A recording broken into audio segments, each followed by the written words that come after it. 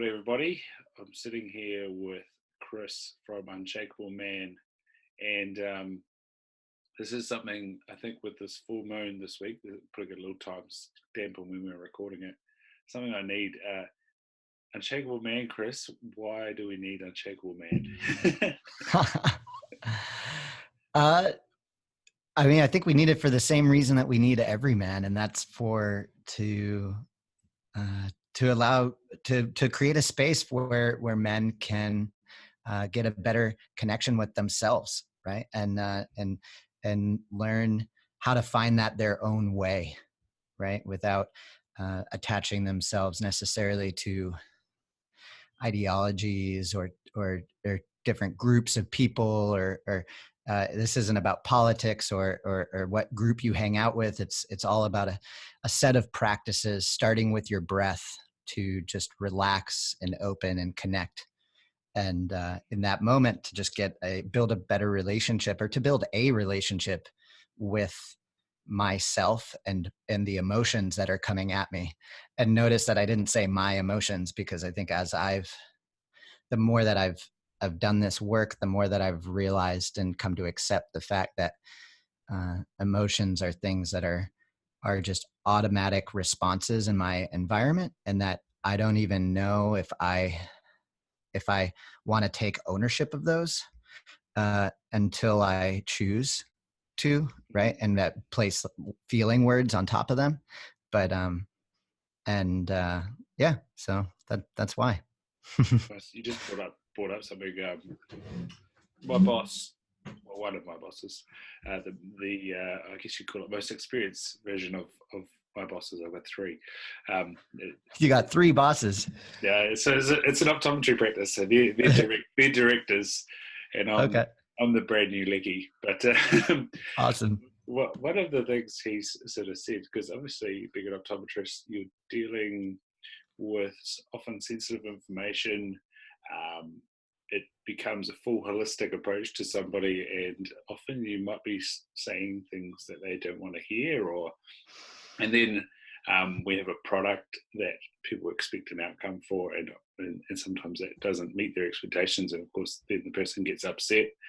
And he often said that you might yourself find yourself feeling angry or challenged or upset, but it might not be anything to do with the patient or the person that you're interacting with. And I think you just touched on it there. The way you emote might not necessarily be actually to do with the situation you're in or the environment you're in, but a lot of baggage. And that's exactly what. Oh, you mean so what you're saying is the way that the patient is emoting might not have to do with you or that specific.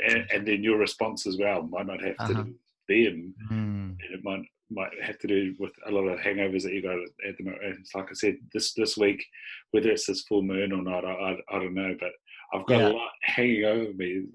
We've got a house under contract, which happened this week.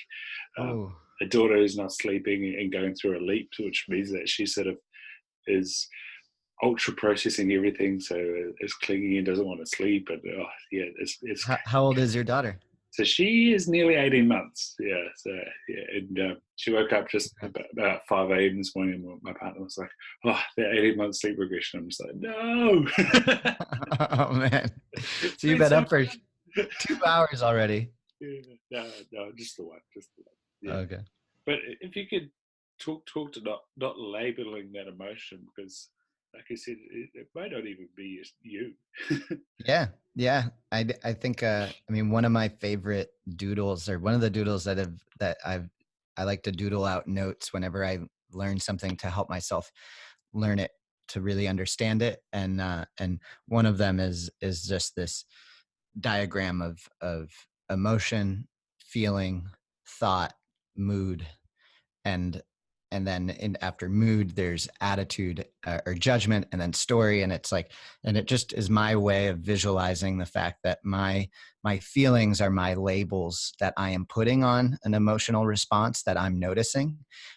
And I can get that wrong, right? Like I can not wrong in the sense of comparison to someone else, because no one can tell you what you're feeling, and that is literally no one can tell you what you're feeling. Like there's no study, there's no scanner out there. There's no research currently available that will tell you, hey, you're feeling angry. And I think that that's such an interesting, it's just such a neat thing to become aware of, that you really are the best researcher of your emotions as long as you are practiced, right, and trained. And that for someone like me who's really into self-directed learning, that there's a really strong base there.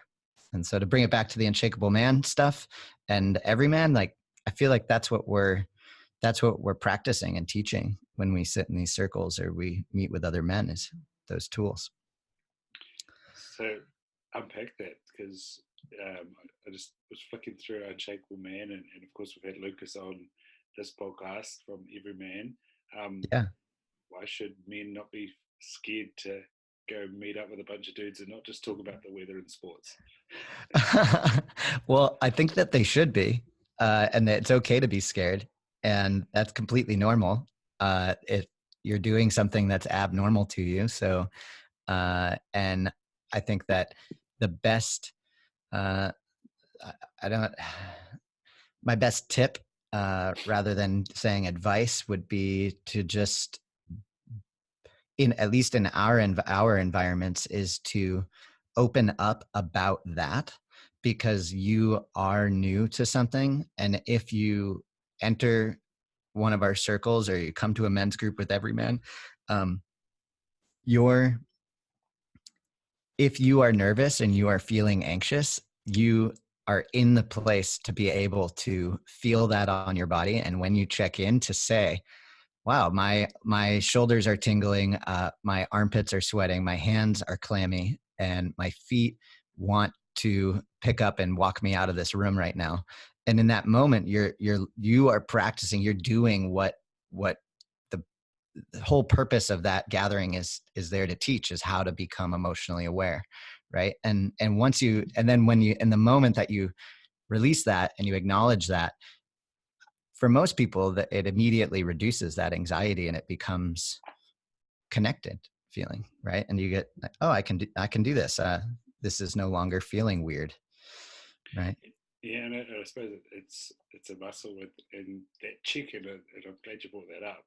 It's sort of the first step of, it's the warm up to flexing that emotional awareness muscle. It's, as you said, taking a moment, feeling where you are. And I don't know, you said something just before in the arms crossed, and I was like, that's not to use this slandered word, triggered, but that's doing something. It's doing something to me. Whoa. Yeah.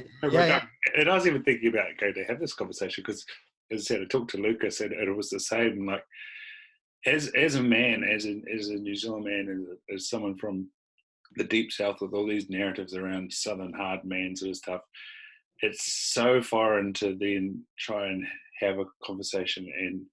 And I've talked about it a few times where the vocabulary is just not there, and I think that's something that's really awesome to start practicing. Yeah. And I think that I mean, that's, you said conversation, right? And I think the more that I've practiced this work, and the more that the longer that I've been in like my men's group here in San Francisco that I'm in, we don't converse about our emotions. We're checking in on them, and we're sharing them. We're sharing our own inquiry of our story or whatever we're bringing in that check-in. Have you been to an Everyman group or anything like that yet? No. I noticed you when you were with the Lucas on Lucas's, you said you were going to check out a circle men's group in your area. Yeah, on some, it's a funny story. Yeah. Okay. On a deeper dive, where I was in Australia, there appears to be a cult. And that was okay. That was a little entrance level gathering. All right. Of this cult. It was an intro session. Yeah. All right. Well,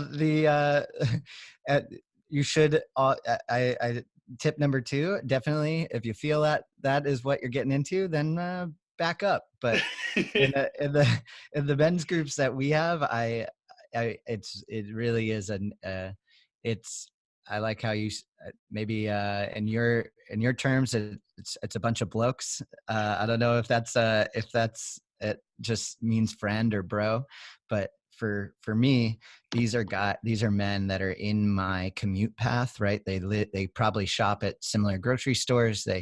We go to the same bars. We likely go to similar parties. And I don't mean to say that we're all alike, but more like, because we're meeting every week, there's this restricted thing to, like, you have to be able to show up at the meeting every week. And because of that, you live around each other, but we don't become tertiary or high level friends, right? Like we laugh sometimes about how, like, I don't actually know what sports you like. Where do you enjoy to go drink? Like, what are you doing on the weekend? Because when we come in to do a check-in, there's like 8 to 10 of us in the group at a time, and it's 6:00 at night, and you have to, we say initial hellos and stuff and eat some snacks and get some water, but then you're checking in. And when you're checking in, you're not talking and conversing, and there's not dialogue or planning or strategy around what you're sharing. And if there is, we even ask guys, we like tell guys to, hey, cool it. Just, you can get into that after the meeting. Like, the point of being there is to do self-inquiry and to share that out loud, and when you can, and every guy in the room, every man in the room gets to hear 6 to 8 examples, right, of other people checking in, and it increases your emotional vocabulary. It makes it easier to feel the emotions on your body. Like, I had noticeable shift in over the past year of granularly being able to feel like anger around my eyes if a loved one got me viscerally angry, like old angry from when I was a kid or something. When I went home, I could tell that, oh wow, I've got some tension right there. And it's really cool. It's just physical practice. Cool. And so I've heard Dan Doty, of course, the person who runs the podcast for Everyman, talk about that somatic realization of where things go. And I even had a lady yesterday who was under some health issues, and said about that somatic response to stress is to bring yourself forward and close off. And I know when things are tight, because the hips start to go. I'll stretch up right now. I'll pull my shoulders back. Shoulders back. Yeah. It's a that full body awareness and thinking about, your toes to the top of your head and where things are. And like I said, I don't know, something you said before crossed my arms straight away. Yeah. How does that fit into a session?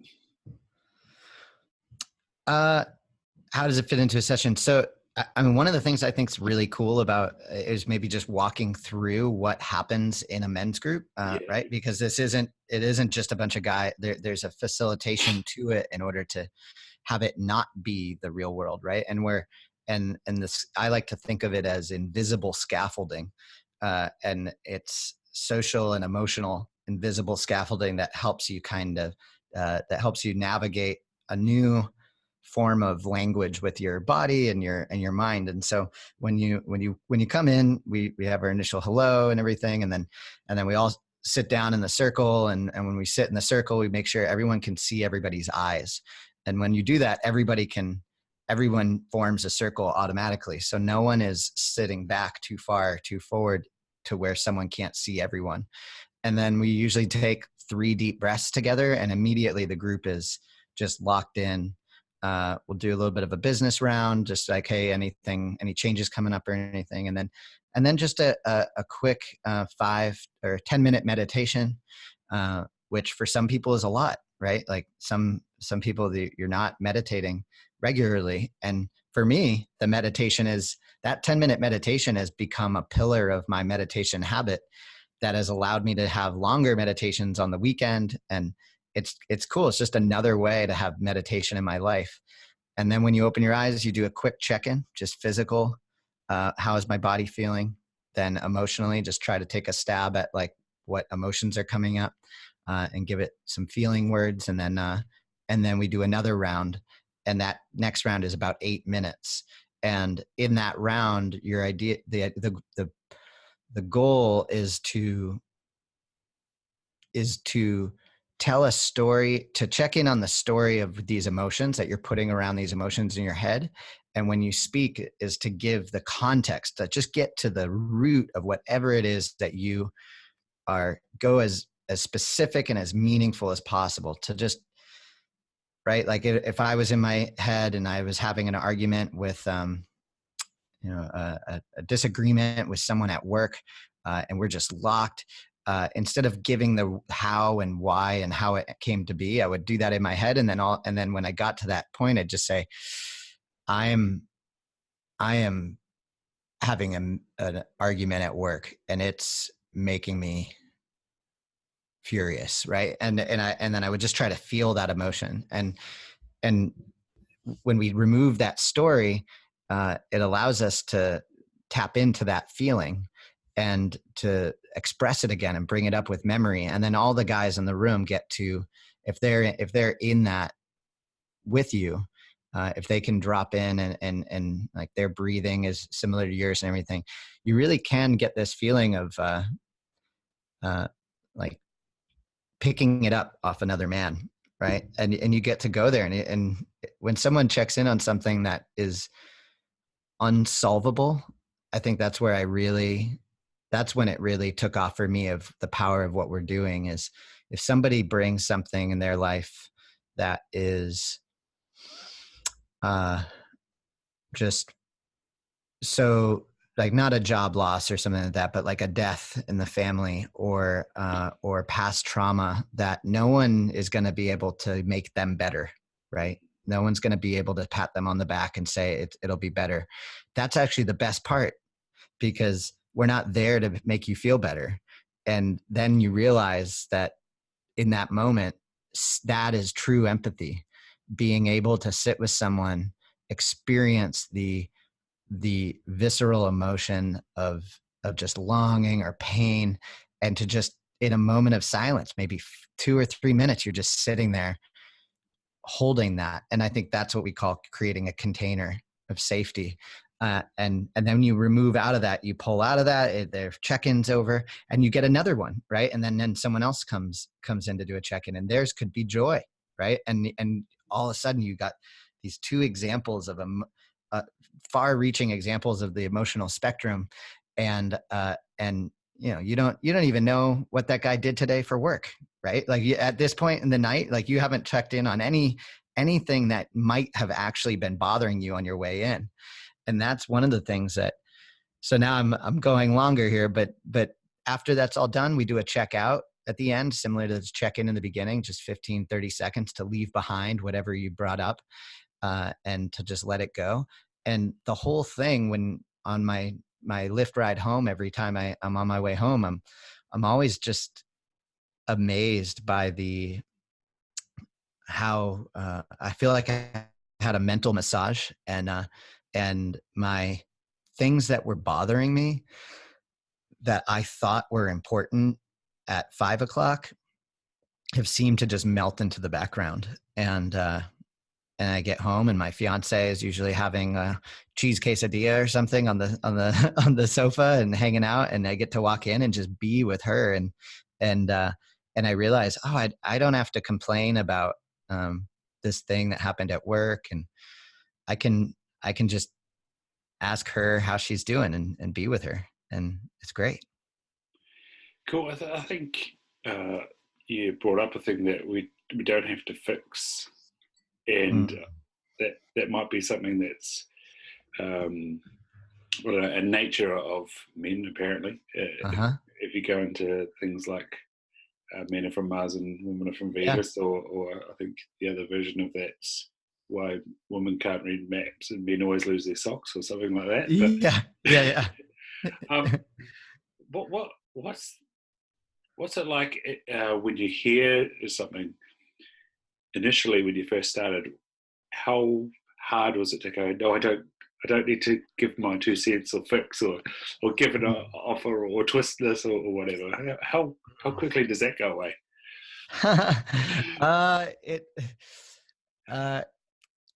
I don't know if it ever goes away, the reaction. I think the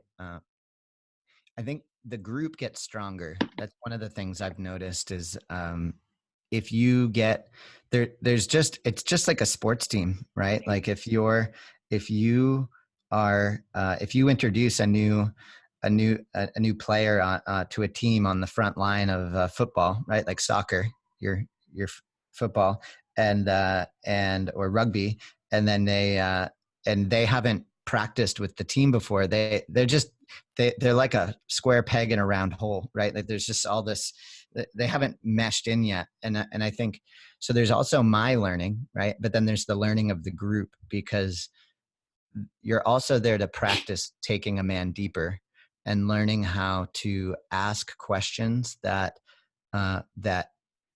take him out of his mind and into his body. And it's really cool, because I think I got a lot of practice in this type of questioning in software sales. And I was in the past, I was in software sales, and then in sales, especially enterprise sales, you're learning to ask questions that are shaping a deal or shaping someone's goals and plans and challenges in their mind. And this is kind of the opposite of that, but open-ended questions the same. So you're not asking, oh, why did that happen? Can you tell me more information so I understand? You actually don't really want to understand the problem as much as feel the context of the situation. And so it is hard, but it's a practice. And so if somebody asks a question like, what do you think you should have done? And then the guy's eyes kind of go up and to the left, like he's searching for an idea. Someone else in the room can just say, or the person that the question was asked to can just say, you know what, that wasn't a good question. I'm going to come back to this feeling. And so you get to make mistakes, right? Like, and I push guys to ask questions and make mistakes, because that's the only way you learn. Going back to your favorite doodle, which I think is a really awesome embellishment on thoughts create feelings, create behaviors, which, like you said, knowing that is so powerful.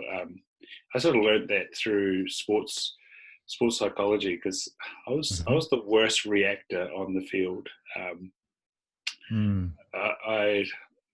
don't know what it is. I think I have something around fetus or something, and so when I feel like it's unfair, which in a sport game when you're being refereed can often be the case. Oh yeah. I would go off my rock, and especially when I was younger playing football, I got lots of yellow cards for being mouthy. And one of the greatest things was actually being able to captain the team and manage the situation, which I don't know was sort of helpful, and I think having then not been the captain, I was better at it. But yeah, then it was also the same time that I learned what you think affects how you feel and then influences your behavior. And the key to that is what you think you can actually swap. And I then have also spoken about how, and that's what I sort of had coming into this interview. I was anxious about this interview because, like you said, you go into talking about feelings out of the mind, like, oh, this is so foreign. But then I also know that same anxious feeling is excitement, and that's also what I've been trying to think, like I said, about the sale of this house. It's anxious about, oh, what if things go wrong? But it's also exciting that, hey, this is going to be a new chapter. Where did you sort of find that little tool that can be so illuminating to what's going on in your life? I mean, I'm very similar to you. I grew up as young in New England, where I grew up outside of Boston on Cape Cod.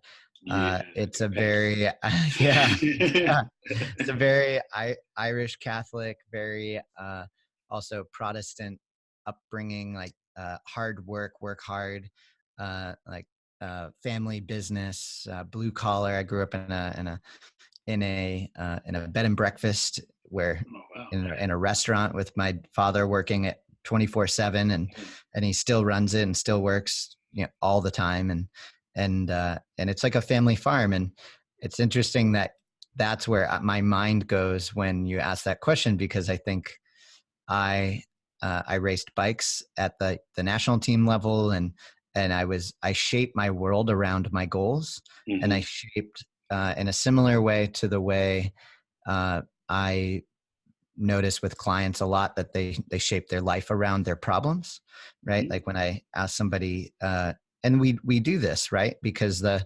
problem is the thing that is affecting our survival, right? And when we look at that, our eyes are on the front of our head like a predator, right? Like we look at it, we lean into it, or you zero into it, and then all of a sudden, like that is where our energy and our awareness is going. But I think when you that's what's similar to what's happening with you when you describe some anxiety before a meeting or something. But I think your self-concept of those emotions, if you can one step back and say, oh, I'm experiencing this anxiety, but this anxiety is also excitement, right? And then you can shift that and divert it into not thinking about yourself, but thinking about why you're excited to talk with this person. The same body reaction is happening, but you're labeling it with a different feeling, right? And all of a sudden your mental concept of it has changed. And so I learned that in cycling, but I don't think that maybe, this is something I've often wondered, is like, do you just have to be 30 years old, or do you have to go through right? Do you just have to get like three iterations? Yeah. I mean, and a part of me thinks you do, like you need, not that the age, but that you need 3 levels of iteration in your life in order to have your concept of self develop. Because I needed to shape my life around my goals, and to do that in order to learn that my whole life wasn't my relationship with my goals, similar to my whole life isn't my relationship with my problems. And then so you asked, like, when did I start doing this? But like public speaking and sales, teaching sales, like a huge part of teaching public speaking and teaching salespeople to present is learning to handle your emotions, right? And learning to uh, mimic and to drop in with the people, to match the energy and the vibe of the room when you're in a sales meeting. And like these are or to modulate your speech to get more attention and stuff. And so all of these things were related to that. But it's definitely shifted in the past. It's gotten to a nice plateau of self-assuredness, like I guess I would say, where I'm not attaching it to my job or my work, my external definitions of what used to be important to me anymore. So I think that's quite cool. What you said yeah. about men's group is that actually you guys don't know that awful question when you approach somebody is, what do you do? Yeah. Yeah. Yeah. Human? Live? Yeah, exactly. Yeah. I really don't. And I've just started a project where I've been interviewing the guys from the men's group, and I realized in interviewing them that I didn't know what they did for work. A lot of the times I knew some of them, but just not as important as how's your mind, how's your heart, right? And now that doesn't even seem funny to me anymore, to ask, to want to know, like, how's your heart doing? Awesome. And yeah, it's cool. It's a good feeling.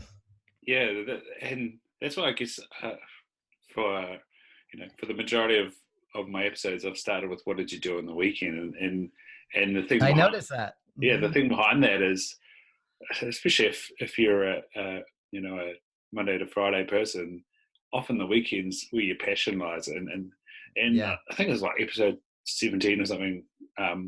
Severtuaso said that the biggest thing that he was trying to get into UC Berkeley, and the water polo coach asked him, not why do you want to play, go back to that, assigning things to your goals. Not why do you want to get to UC Berkeley, what do you want to study, or, why do you want to play water polo for us? It was, what are you passionate about? And Seth was just like, whoa, we were just blown away. And, yeah. one of those moments in life. And again, hearing that from him and asking it to, I work with a few kids, and trying to tease out of them, what are you passionate about, and even if they're not passionate about anything right now, hopefully that question sparks a seed in them that, what am I passionate? What does passion even mean? What does it even look like? Yeah. It's cool, eh? Yeah. It's totally. I think that's what you asked earlier. Where did that come from? I think that's one of the things that sports gets to teach you about life is that as long as, I guess, your parents aren't forcing you to go, is having a sense of purpose and being able to uh, uh, inflict yourself on this goal and go after this thing, and then that type of drive and energy and focus is applicable to life, right? And you learn, and I mean, at least for me, I learned a lot about my relationship with my goals and how I was feeling about them by being in sports and then being in software sales, where everything, I was incentivized to hit sales goals. I was incentivized to ramp up by the end of the quarter, and the stress would go up, and then you'd hit your goal, and then you go, like, yeah. And then you celebrate again, just like a race. And then it's all over again. And I think now it's not that is bad or good. It just is. And when I introduce that into my life, I want to be aware of it. And in a similar way to when I wasn't working, when it wasn't paying my bills, and just because that ramp, right? Like that emotional bell curve of going after a goal is your life. You're choosing to experience your life this way. And so I'm pretty mindful of that. And I want it, but I don't want it to control me. What type of cycling were you doing? Bike road cycling. Yeah. So I started in triathlons in high school, and did over 50 triathlons in high school, and was big time into swimming. And then when I left at 18, I did 1 year of military school at Norwich University, and I didn't have time to do running, swimming, and biking. And they made me pick one.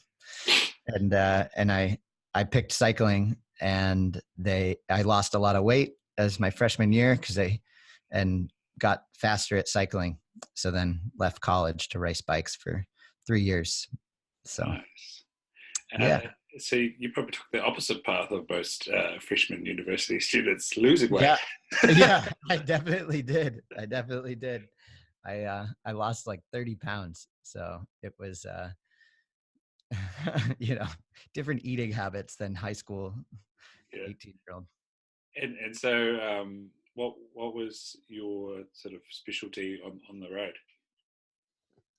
Pursuit, I would say. I mean, like the last final, I was never really a great finisher. I was never super skinny or super strong. I think I was a good all-arounder.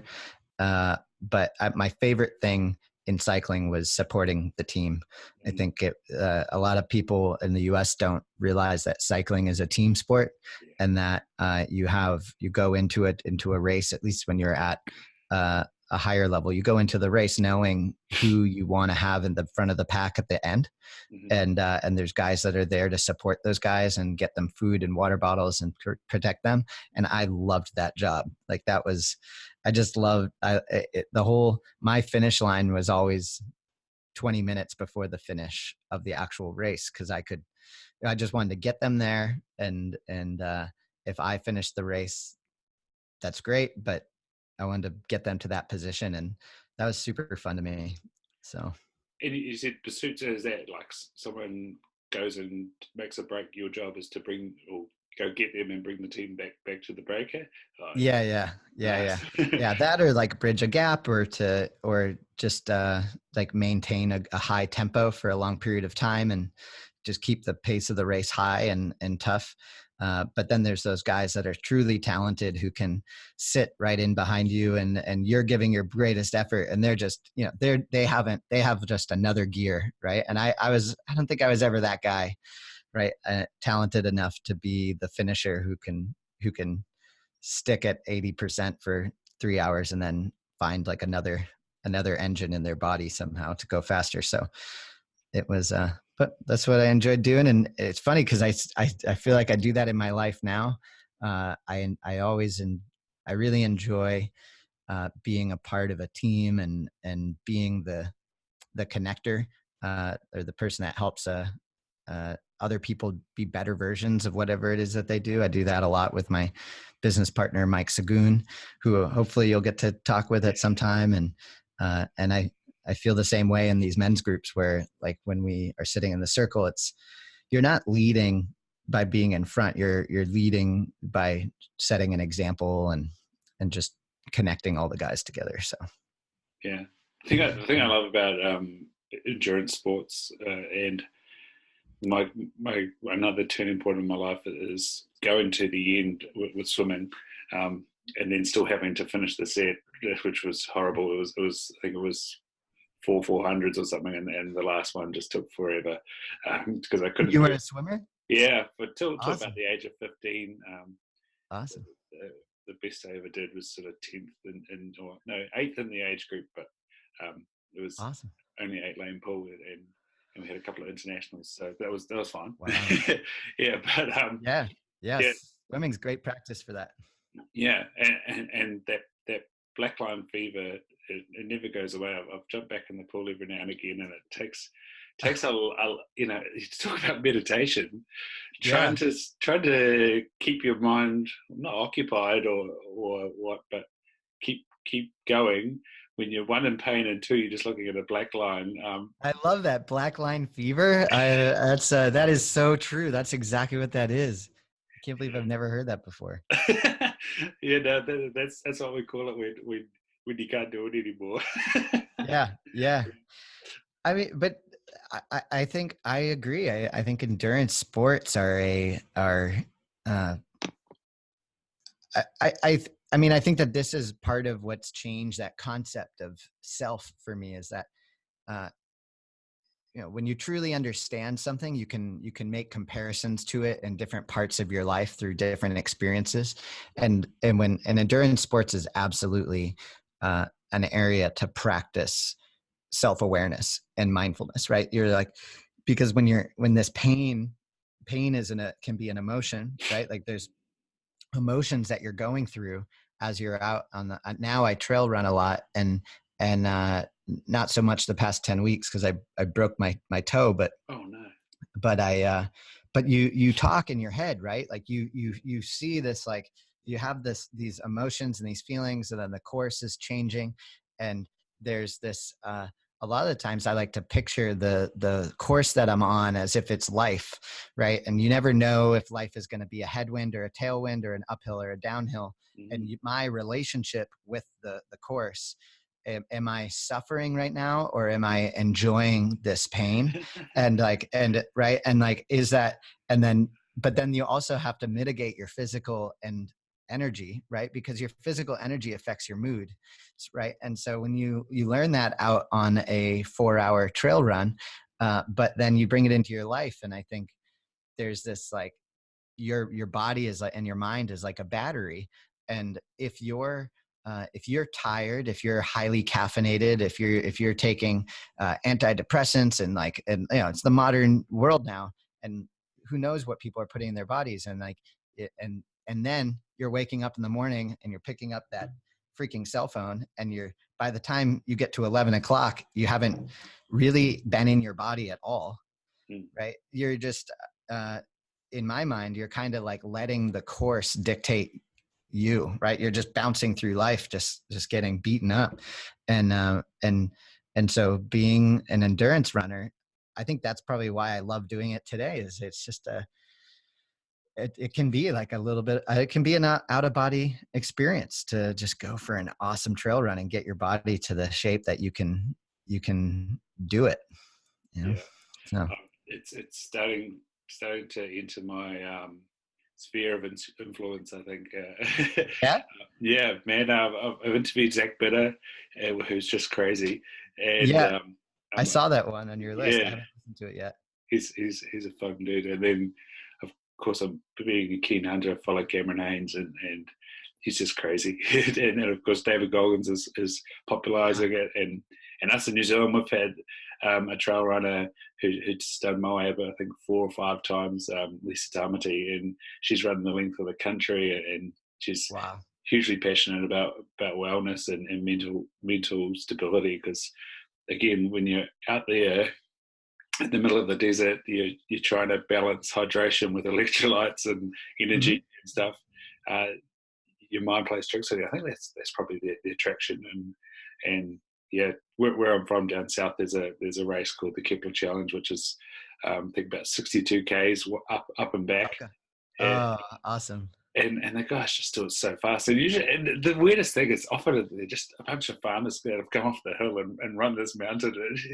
And I remember going to cross country when I was younger, and always the farm kids who just like cane off. You're like, what's up with these guys? Yeah. The farm kids, what are they feeding them? It's funny. That's the same way it was in cycling. You'd be in a bike race in Northern Europe, and it'd be a bunch of kids off a farm that were working, and they're just engines. Like, where does this kid come from out of nowhere? But I totally agree. I think it's cool to talk about running. I didn't think I'd get into that here, but it's a big influence on I think about it a lot, and I don't think you can talk about emotions without talking about movement, because there's just a body mind connection, right? And if I'm in a bad mood, I think the level where I'm at with my self-awareness at this point is, it's great to be able to notice that, right? And to just be like, oh, I'm in a bad mood, right? I'm not just gonna and oh, why? Let's do a status update. Oh, you haven't you haven't moved in 3 days, and you haven't done like a good run, and you're hangry, and you haven't eaten anything. Maybe I shouldn't respond to this emotion the way I'm being. Maybe be a little bit easier on myself. Maybe stop beating myself up in my head. Give my partner permission to be a child too, and like not add into that, right? And then just like, it's time to go for a run. And I know those days where I'm just like, nothing in my head wants to be doing this, but by the time I'm finished with the run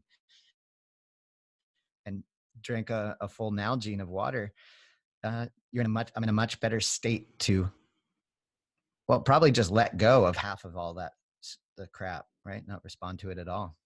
Yeah, I think you brought up a good point there, being easy on yourself. I know that I have, I think Mike put it up the other day about breathing. And he was like, when do you breathe? And even you said before, yeah, you know, have a couple of breaths, and I took a deep breath. I was like, holy cow, I've been breathing in my chest. yeah.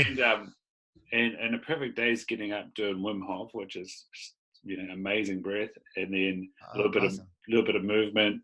I often have the morning to myself, make coffee, make breakfast, prepare that for my partner as well. And if the timing's right, I'll get to see my daughter before I go to work, and then to journal, and then, you know, those down points between patients, take a couple of breaths, and then in the evening just do a quick flow of yoga. And it's quite funny to see mimicry in my daughter. She started doing some of the poses as well at 18 months old. It's hilarious. But, you know, he was asking about breath, and you know, that would be the perfect day to have these start, finish, and little checkpoints in the middle of breath. But then being easy on yourself, like I said, it's been a stressful week, and trying to get up in the morning, hit the snooze. And I noticed the other day I had got up, and I looked back at my phone, and Siri was suggesting that I reset my alarm for half an hour later. And I was like, hello. She knows. This phone is scary. It knows that, hey, you've been having a tough time lately, and ignoring your wake up and go for the half an hour alarm. That's right. I've obviously been doing that. But then it's like you say, you can feel guilty about not doing those things that you know you should do. Well, then you can look back and go, well, why is it that I have been sleeping in? It's because I'm tired. I haven't been sleeping well, and sleep's so important. And then you can kind of go release that feeling of guilt and lack of movement, and you go, well, what am I doing right now? Hey, I can do a little movement, do a little shimmy, have a few breaths in, move on, let it go. Like you said, it's awesome. Right. Yeah. I mean, as you said that, I'm just riffing here. So that you let me know if I go off on a tangent too much, 'cause I'm enjoying this conversation. But, as you said, the breath, you even mentioned it. I'm the table I'm sitting at is to reach the microphone. I think it's I have to hunch over. Right. And I realized I'm hunching over myself. I'm like tight. And when you mentioned the breath, I just, right. And was able to relax a little bit. But, something you mentioned there for me, this is, this is, to me, this is almost like the challenge of this game of life is like, no, hearing you talk about how you've had this stressful week, and things are happening in your life, and then you've got like this recording with me, and you don't know me yet, right? And like, I don't know you, and right, we're coming in here, who knows who this guy's gonna be, or connect on this stuff, right? And so there's that happening.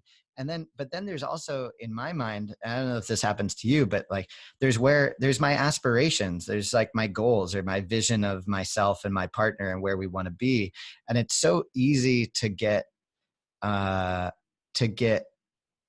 there's almost like two different choices in here of like, for me, anger, and rigidity and control and intenseness is the emotion that I used as a young man to focus and get my crap done, right? To get my shit done, right? And I don't know if I'm allowed to swear on here, but, and I, highly ADD young man, right?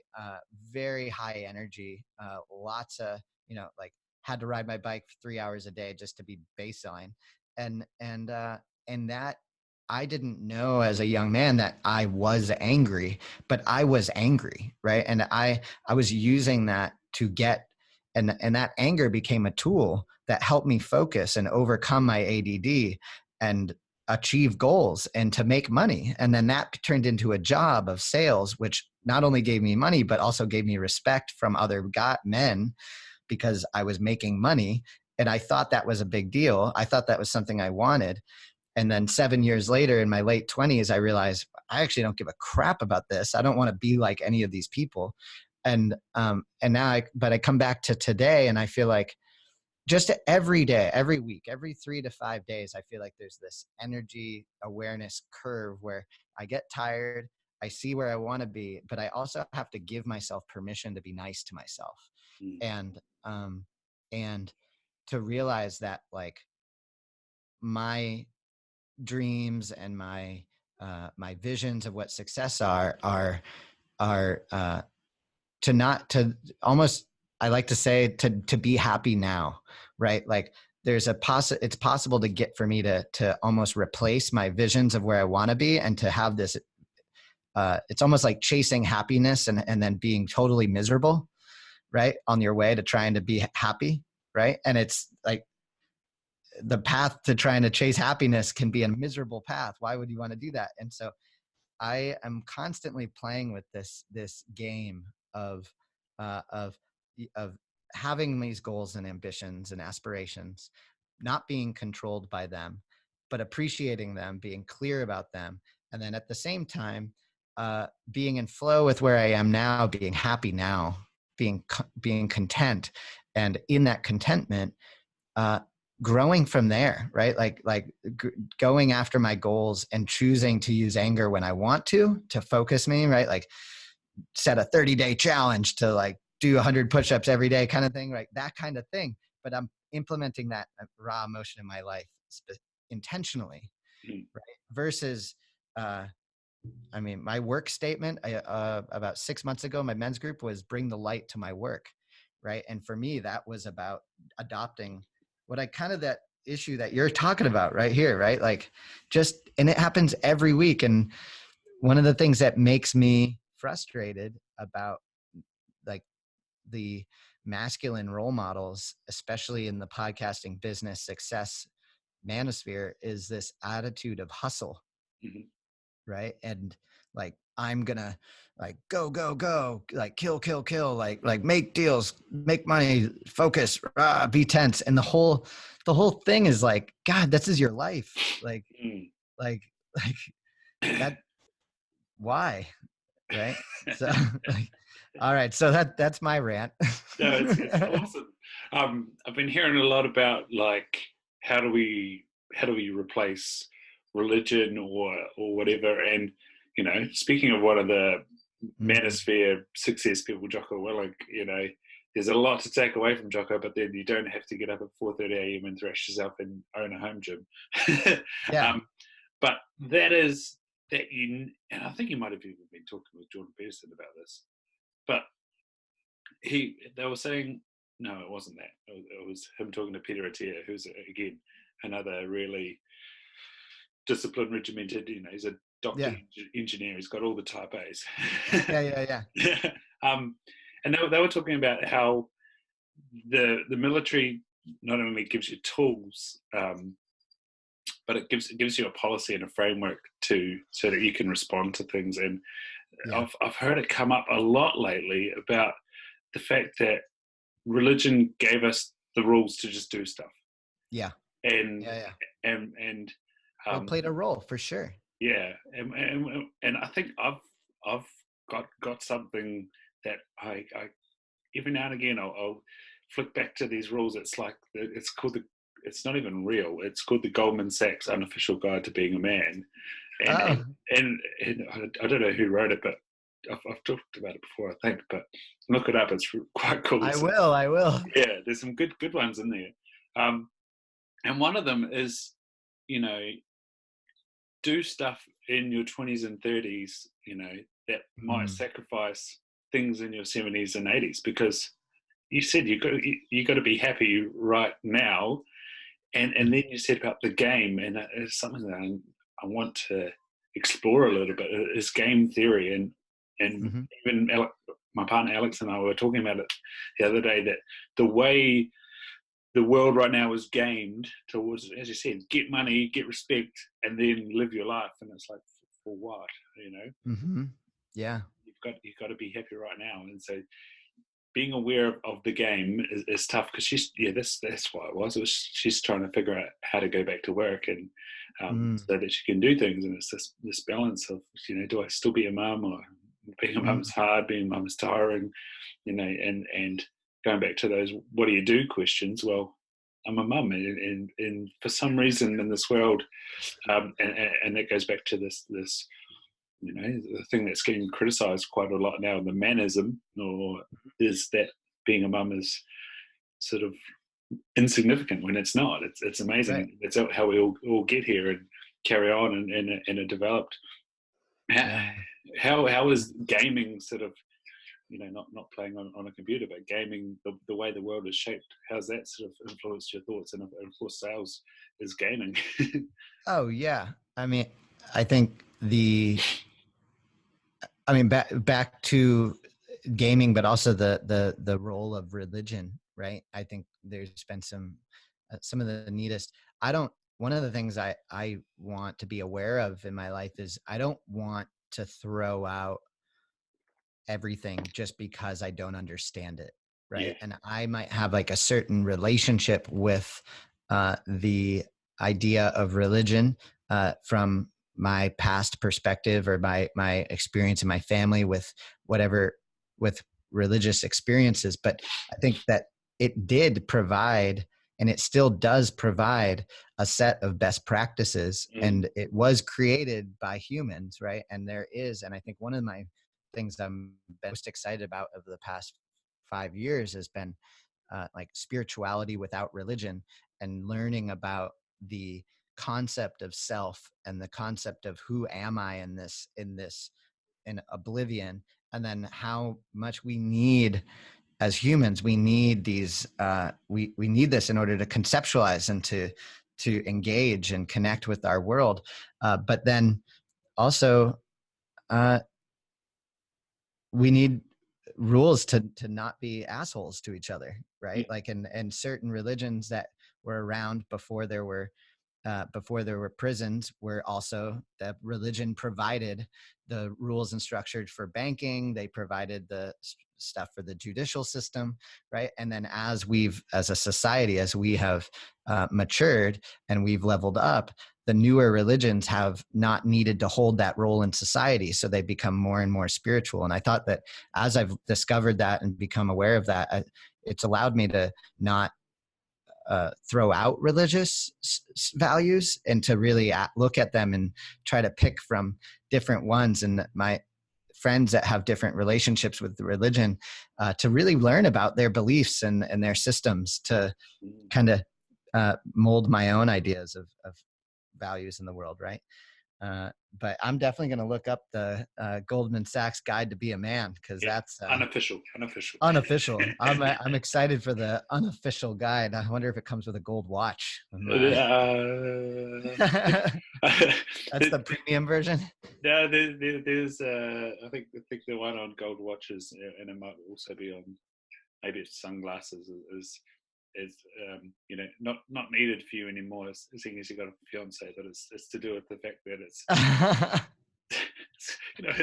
it is like good and bad at the same time. It's like you say, don't throw out everything, don't take in everything. There's some good ones and bad ones and different things times in your life. And I think the last one, not to ruin it, but it is about following rules for fools or something like that. Yeah, definitely following rules is for fools. Yeah. Well, my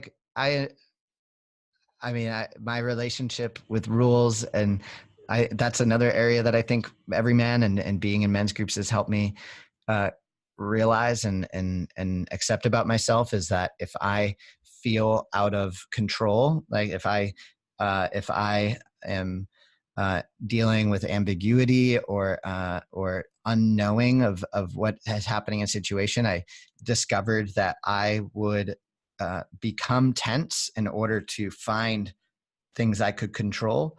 And I've been enjoying playing with that awareness to be more comfortable being uncomfortable and just relax, just not needing that security, right? Like one of the things I learned early on, one of the phrases I picked up was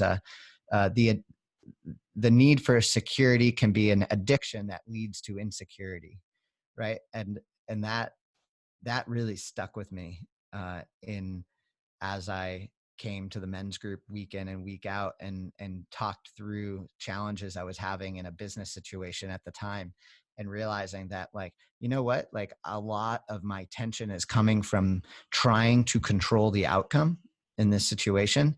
And I don't think I would have discovered that and embodied that and really felt that if I didn't have a group of guys to meet with every week for 6 months.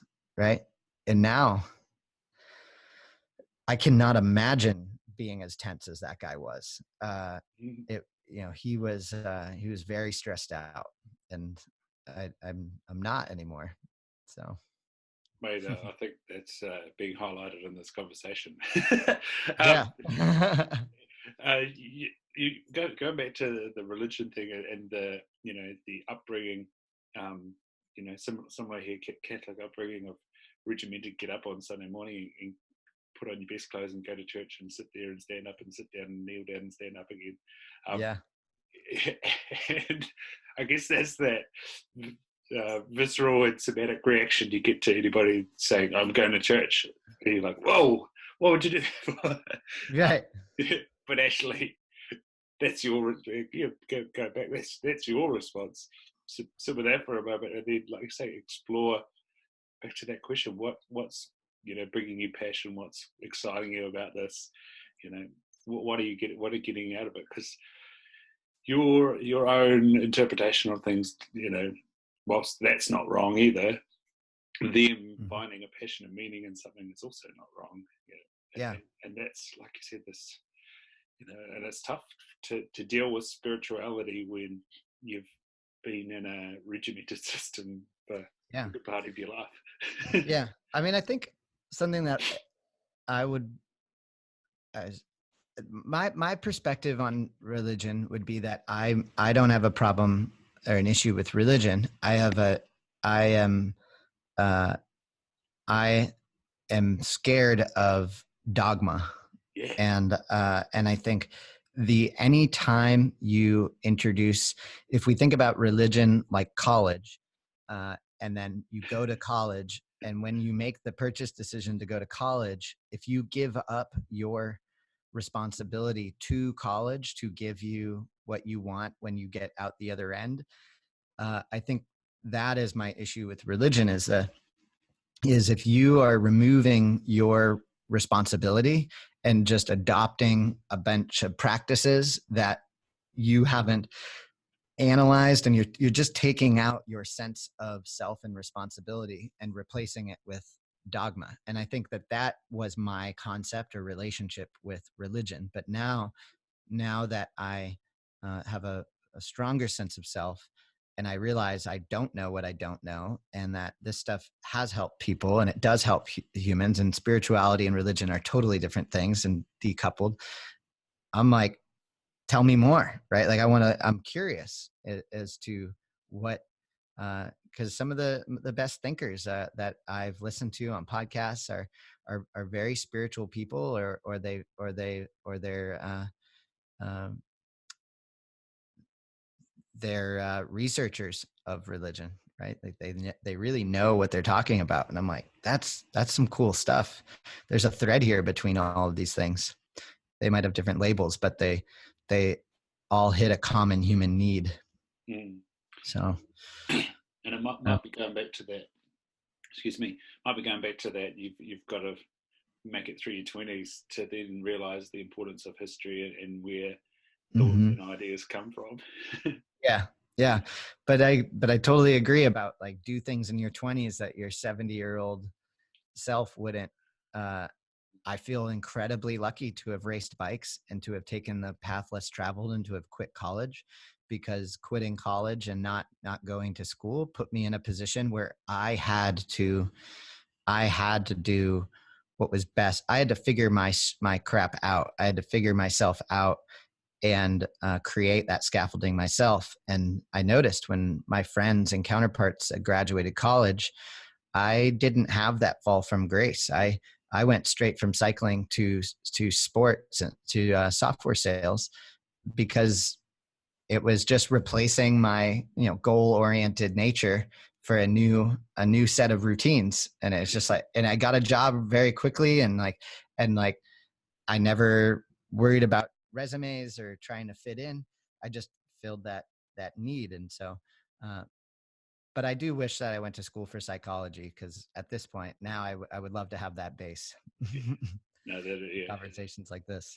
yeah, it's good. And that going back to that director, he was part of optometry when it was psychology, and he firmly Oh, cool. believes that that's the place that it fits in because yeah, we do have to unpack a lot, and I think that's why I love these conversations because it's a divergent on the same thing.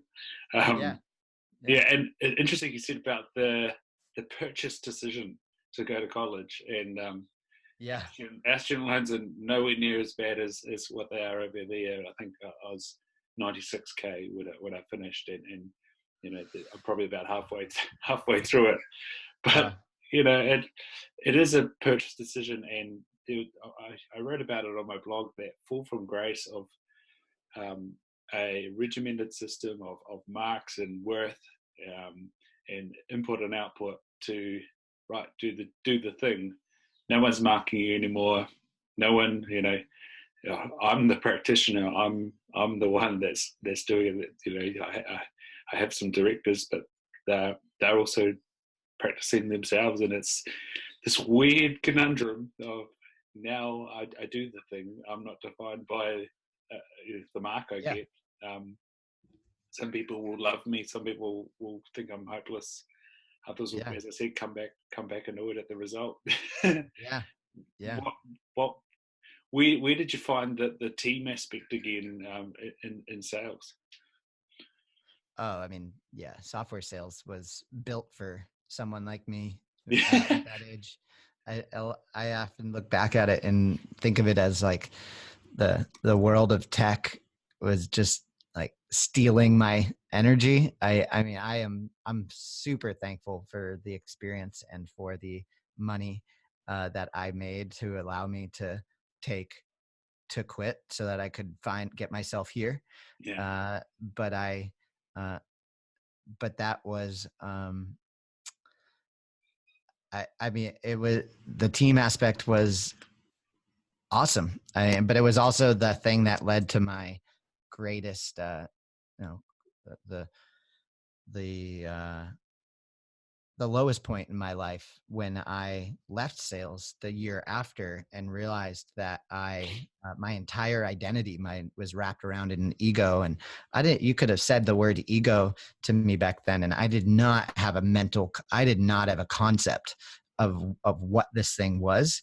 But I remember going to my first men's retreat and sitting around this, and this was before I went to an everyman retreat. This was with Mike and I, and we organized this men's retreat. And all of a sudden I realized on the list of guys that signed up to come that like 5 guys that were from my professional world who I thought of as these tough, aggressive, like uh, I basically only knew them for what they did and the t-shirt they wore and the company they were at and the amount of money that I thought that they made.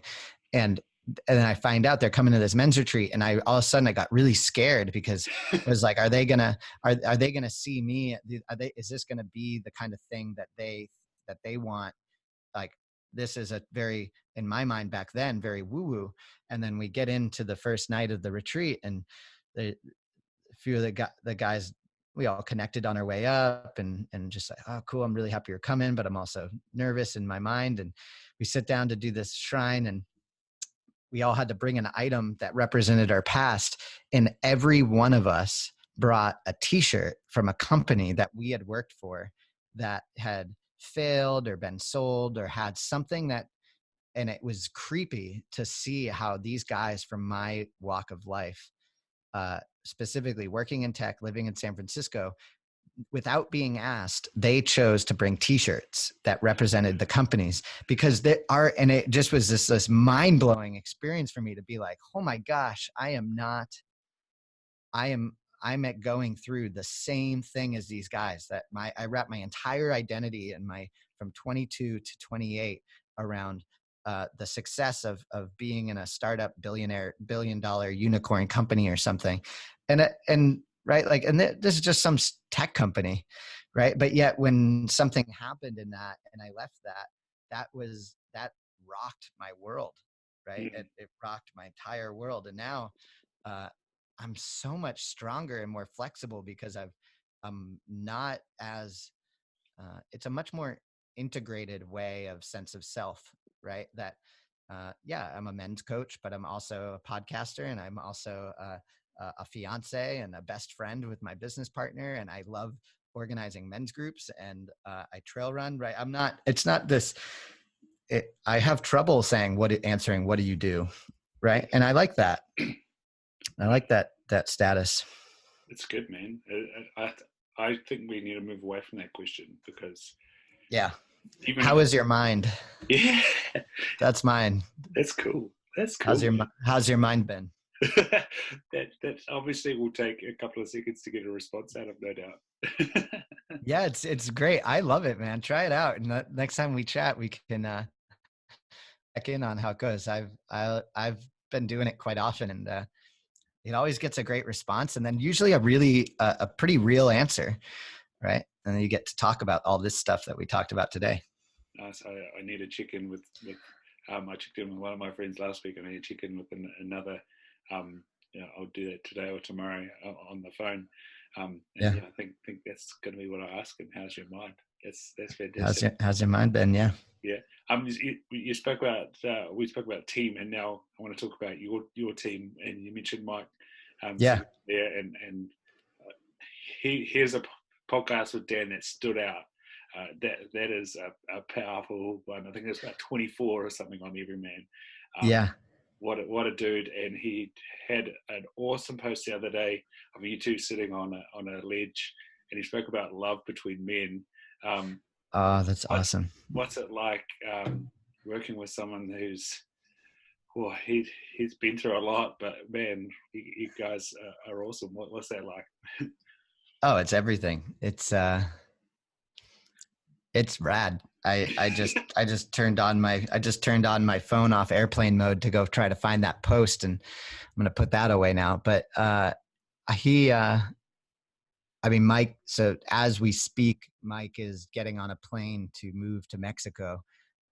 And with him and his husband are moving to Mexico. And I mean, this is my business partner, and we were up late last night together to say goodbye with my fiance and our friend Jenny and everybody. And we're just sitting there, and like, he and I are, it's,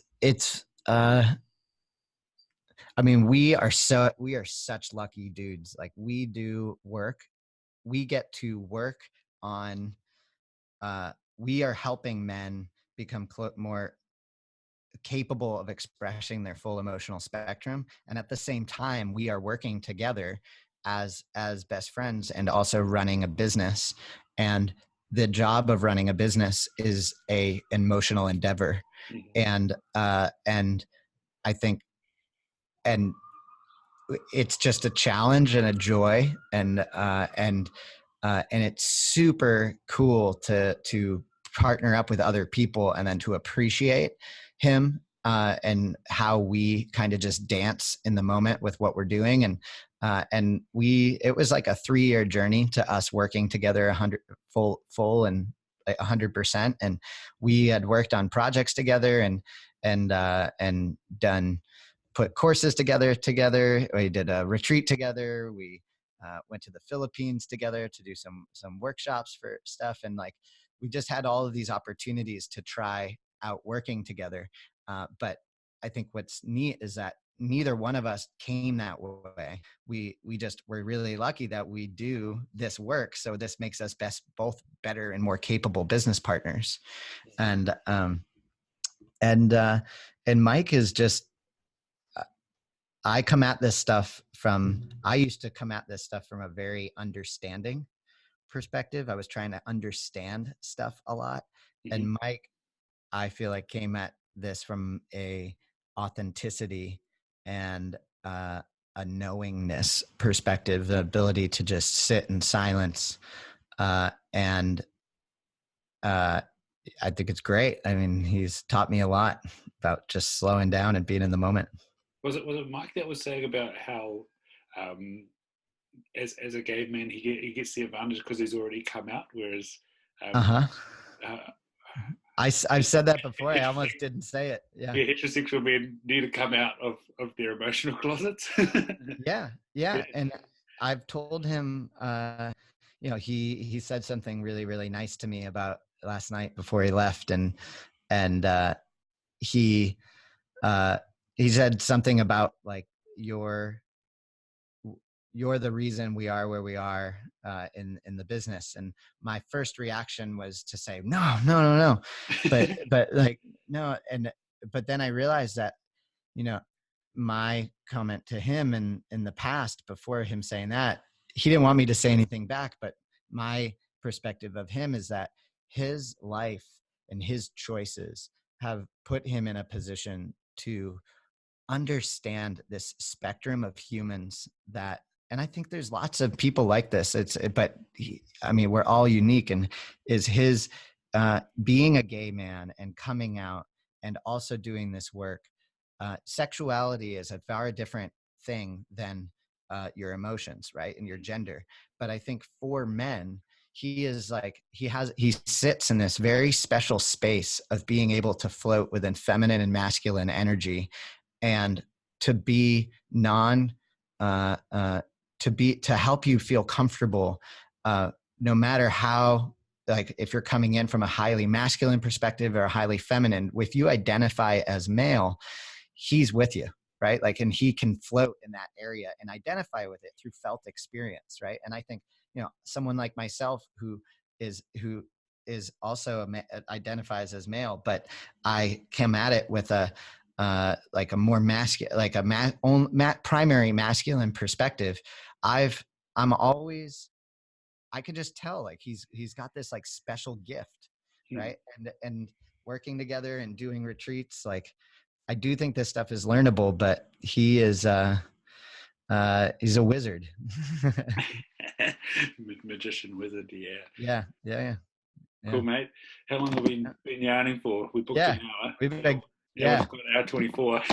yeah. I think we're at the end. Yeah. So Where yeah, where do people find you, Mike, and Unshakable Man?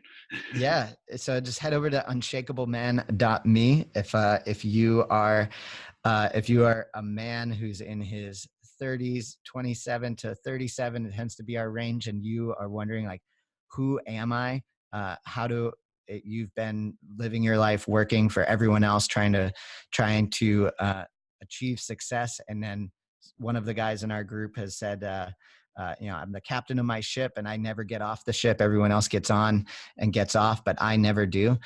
We have a 8-week milestone program to just figure out who you are as a man and put you off on a course to go work on yourself. And we've integrated it fully with Everyman. We are huge supporters of the Everyman community, and I'm nudging and pushing every guy that we work with to just go to an Everyman retreat, find an Everyman group in their community, and just create this this man this supportive local community of brothers in their community to do the work.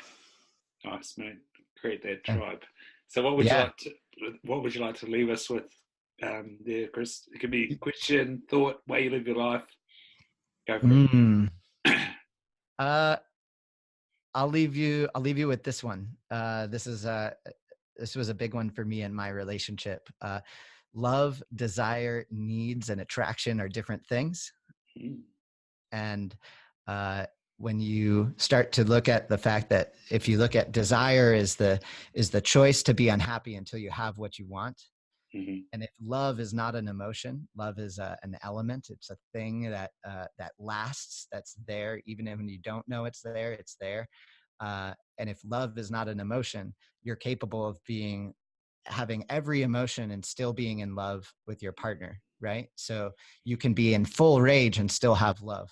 And then your needs are just the things that you need, right? Like the concrete things that you need in your life. And you don't want to get all of your needs from your partner, because if you get all of your needs from your partner and they're not there to support you, then you're not getting any of your needs. So that's a cool thing. And then attraction tends to come from where your upbringing. And when I started exploring the difference between love, desire, needs, and attraction, it unlocked my relationship with myself and with my partner, and it just brought me to a more nuanced level of thinking. So I'll drop that one on you for another time. Beautiful. And is that on a doodle as well? It is. It Yeah. is. Yeah. I'll have to scroll through your Instagram page and find it. That's wicked, man. Awesome, man. Thank you so much for this time. This has been really special. And when you're in San Francisco, please come over. Yeah, and There's a thanks for place for reaching you. out. This was fantastic. Awesome, man. Yeah. And I'll have to do the same with Mike shortly. Uh-huh. Have a great day.